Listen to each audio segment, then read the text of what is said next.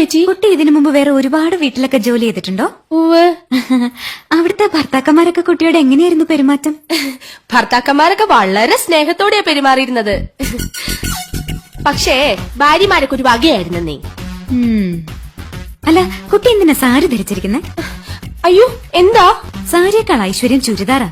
ശരീരം മുഴുവൻ കവർ ചെയ്യുന്നതുകൊണ്ട് പറയല്ലോ, അതൊരു ഐശ്വര്യ. അപ്പോ ചേച്ചിക്ക് വേണ്ടേ ഈ ഐശ്വര്യം?